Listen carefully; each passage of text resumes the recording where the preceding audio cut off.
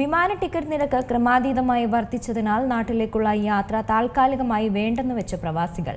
ബലിപെരുന്നാളിന് നീണ്ട അവധി ലഭിച്ചിട്ടും നാട്ടിലേക്ക് പോയവർ നാമമാത്രമാണ്. വിമാന ടിക്കറ്റ് നിരക്ക് ക്രമാതീതമായി വർദ്ധിച്ചിരിക്കുകയാണ്. ഇത് നാട്ടിലേക്കുള്ള യാത്ര താൽക്കാലികമായി വേണ്ടെന്ന് വെക്കാൻ പ്രവാസികളെ നിർബന്ധിക്കുകയുമാണ്. ബലിപെരുന്നാളിന് നീണ്ട അവധി ലഭിച്ചിട്ട് പോലും നാട്ടിൽ പോകാൻ പലർക്കും പറ്റുന്നില്ല. അത്യാവശ്യക്കാർ മാത്രമാണ് ഇത്തവണ യാത്ര ചെയ്യുന്നതും. മധ്യവേനൽ അവധിക്കാലമായ ജൂലൈ ഓഗസ്റ്റ് മാസങ്ങളിൽ നാട്ടിലേക്ക് പോകാനായി മാസങ്ങൾക്ക് മുമ്പേ തന്നെ വിമാന ടിക്കറ്റ് ബുക്ക് ചെയ്യുന്നത് പതിവാണ്.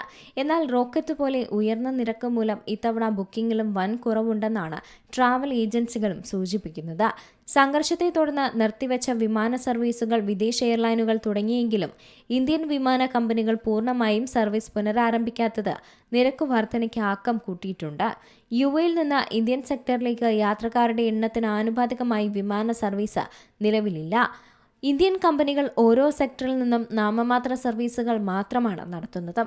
അതുതന്നെ പ്രതീക്ഷിതമായി റദ്ദാക്കലും സമയത്തിന് പുറപ്പെടാത്തതും മൂലം പരാതി പ്രളയമാണുള്ളത്. യുദ്ധപ്രതിസന്ധികളും വിമാന ഇന്ധന വിലക്കയറ്റവും കാരണം ഫെബ്രുവരി മാർച്ച് മാസങ്ങളിൽ പോലും ടിക്കറ്റ് നിരക്കുകൾ വളരെ ഉയർന്ന നിലയിൽ തന്നെയായിരുന്നു. സീസൺ നടക്കുമ്പോൾ നിരക്കുകൾ കുറഞ്ഞേക്കുമെന്ന പ്രതീക്ഷയിൽ പലരും ബുക്കിംഗ് നീട്ടിവച്ചെങ്കിലും ബലിപെരുന്നാൾ പശ്ചാത്തലത്തിൽ പിന്നെയും 45% വരെ വർധനയാണ് ഉണ്ടായത്.